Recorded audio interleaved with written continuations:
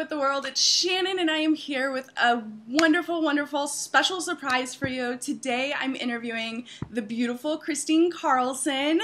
She is the author of Don't Sweat the Small Stuff for women, and she just has so many actually other books, and she's a beautiful person, one of my dear friends and mentors. She's an author, a speaker, and hi Chris, how are you? Hey Shannon, I'm good. It's so wonderful to see you. We get to talk and we don't often see each other face to face, so this is really awesome. I know, we're like on the phone. I thought about that. You know, we might as well do Skype calls. This is really awesome. Well, I wanted to take some time today to just kind of talk to you, and I know most everyone, you know, loves your work and we love what you do, but I would love for you to just share a little bit about what you're up to right now and a little bit more about kind of your brand and who you are, just for newbies. All right. Well, so, you know, Richard Carlson is my late husband, and he wrote the first Don't Sweat the Small Stuff book back in 1997, and that was his 10th book.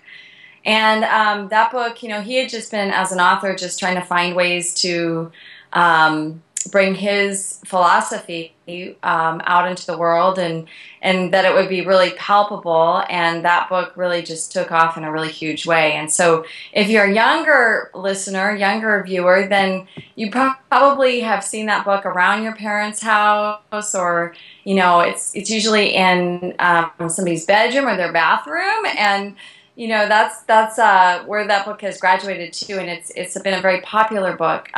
So that has been the foundation of my work as an author, because Richard brought me into the series about the fourth book in. We wrote Don't Sweat the Small Stuff in Love together, and then after that he asked me to write Don't Sweat the Small Stuff for women. And, you know, it's been a really amazing journey. You know, I didn't know I was a writer until he asked me to write with him, and then he asked me to write that book, and then I discovered, yes, I am a writer. Mm-hmm. And then I wrote that book. It was a New York Times bestseller, and I put it away, and I never talked about it. I just simply, you know, branding and all of that wasn't really the same kind of deal as it is now. You know, you launched a book, you let it sell, and then it just had a life of its own. And I went back to my life, and I didn't write for a number of years until I really felt like I had something authentic to say. And, you know, after Richard passed away really suddenly from a pulmonary embolism about 6.5 years ago, boy, did I have a lot to say. You know, it's like I really realized that people don't sweat the small stuff when they're living the big stuff. And the big stuff, there's nothing bigger than going through the loss of somebody that you love more than anything in the world. You know, your spouse, your kids, those are the biggest losses. So, of course, you know, in my whole process of healing, I found it also quite miraculous, the whole, you know, just the awakening that happened within me as I was going through this tremendous grief. There was also something else that was shifting in me, and what I realized is that sometimes our suffering really teaches us the most about ourselves, and it also really gives us an instant perspective on life. Like the things that were bothering me before Richard died weren't even on my radar for years after he died. So, you know, it's like there's a way in which we can, just by having that insight, have sort of instant perspective on life, which, as you know, Shannon, I don't know if you all know, but she does these beautiful quotes for me. She's like the most amazing graphic designer. Thank you. And I love her work. And one of my favorite quotes that I have is that happiness is not a pursuit, it's a perspective. Yes. And there's nothing like life to give you the greatest perspective. Is that something that you've found to be true too, Shannon? Yes, I am so glad that you shared that, because that is, you know, you talked about the suffering, and that's how I came to the work that I'm doing now, the freelance and just the writing, because I was suffering in such a depression, and that suffering, so many people feel like it's bad, or they feel like there's something wrong with them, or like they're off track with life. And I feel like my greatest understanding and learning about myself, just like you, was really in those moments of despair, in those moments of, I mean, that's when the awakening can happen.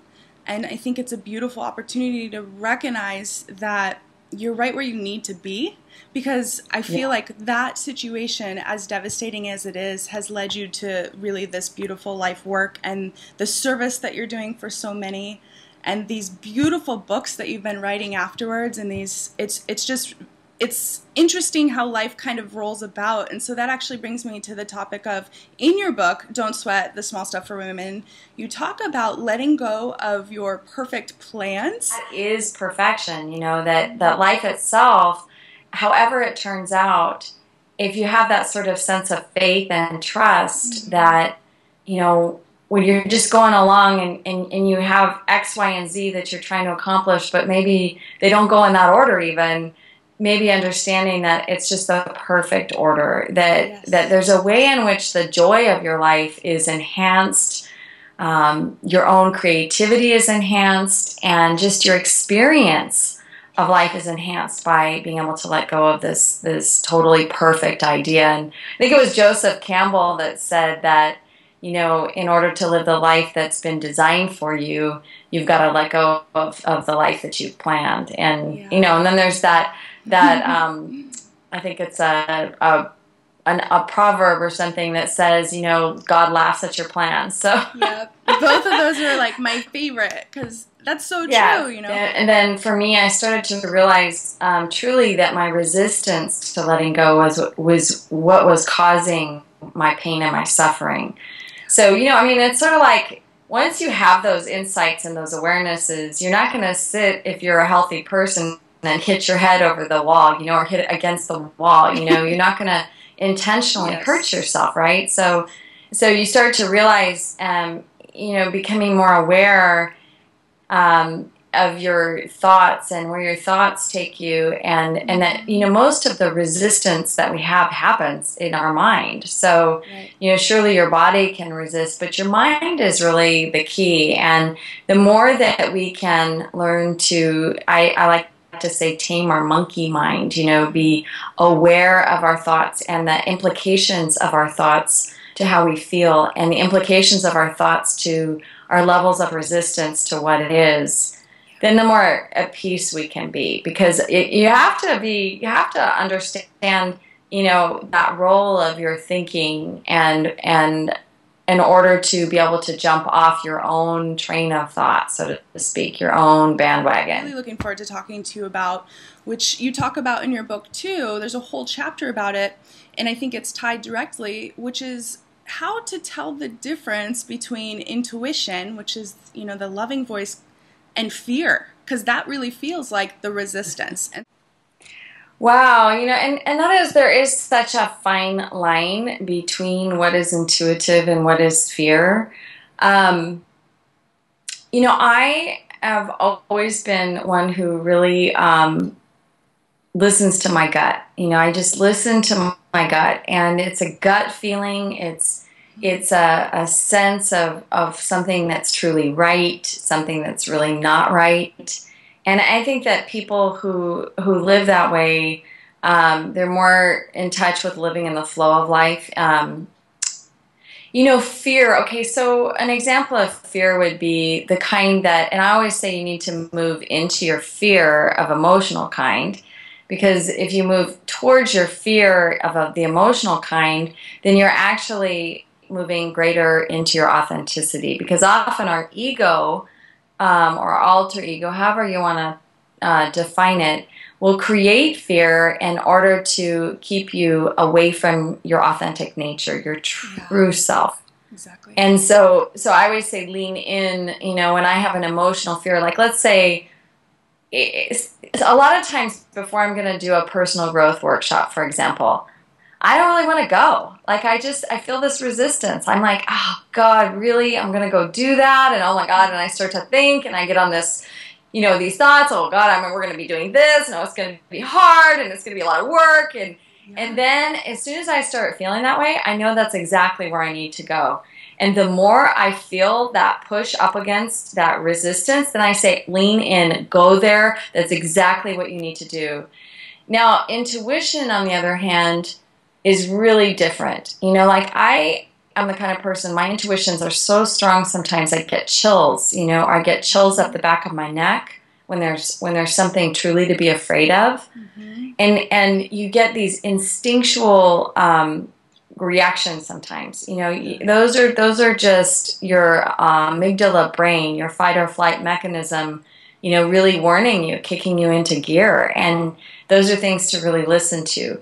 But then there's a lot of irrational fear too. So, you know, we all have to work through what's irrational, you know, what are our made up fears. Oftentimes I think if somebody has a true fear of dying, and this is kind of a constant, like in their constant thinking, then getting on the airplane might not be, that might not be what they're actually afraid of that day. What they might be really dealing with is that they're not really living. Yeah. You know, that the question that you have to ask yourself is, if you're afraid to die, then how are you not really living? Right. You know? So you find when you're really living all out, you're living really full, the fear of death isn't even, it's not even present in you. Yeah, I recognize that with my own life too. That's great. With the fear, I find that, like, for example, maybe a life choice. Maybe someone's thinking about leaving their career, or they're in a relationship that just doesn't feel right. I think there's the fear and the intuition that often fights just in the little head.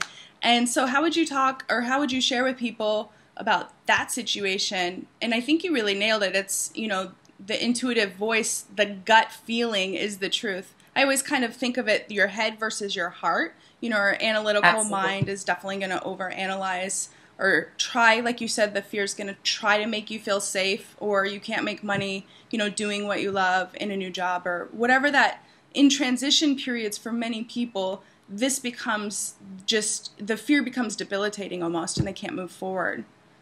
And so I like that you go into it. Yeah. I think when your head's really busy, it's super hard to hear your heart. And there should, like, for all of us, if we were really clear, then there'd be this natural flow of communication between our heart and our head. That would be a feeling transpired to a thought, you know, rather than a thought transpired to a feeling. Right. If that makes sense. That's such a good way of saying that. Yeah. And there's almost this expansive sort of feeling when things feel right. You know, it's like you just feel this just expansion in your chest, you know, or in your throat, and when things feel very contracted and dense, then it doesn't feel that's a good indication that something's not right. And when you're speaking about relationship, I mean, it's really challenging for all of us in our relationships, you know, because a lot of times we'll find ourselves compromising in a relationship. Yeah. Compromising because really our fear of being alone is bigger than being with the wrong person sometimes. Yeah. You know, and that's very common. That's a very common, I don't want to say mistake, but it's a very common journey people are on, you know, I guess the big question that everyone needs to ask is, what are you giving up in your life to, you know, be with this person? You know, what are you compromising in yourself to meet them where they are? You know, and those are the big questions to ask. Living the big stuff is not only the big negative stuff that happens, but the big joy that we get to experience. You know, that so much of our life here on this earth, you know, is a playground. Just like you play with the world. You know, I love that. And it's so easy to forget that we're really here, that our true expression of God's work is really to express joy. Living the big stuff is really important. And like you said, it's really about joy and just relaxing and playing with the world. Well, Chris, I want to thank you so much for taking time out today to share a little bit more about how you can not sweat the small stuff and live the big stuff. And friends, everyone, guess what? I have Chris's book here, Don't Sweat the Small Stuff for Women. Woo! And we're doing a book giveaway. You can enter to win Find Your Happy and Don't Sweat the Small Stuff. Both are signed copies. All you have to do is go to Facebook, Shannon Kaiser Writes, and click on the contest.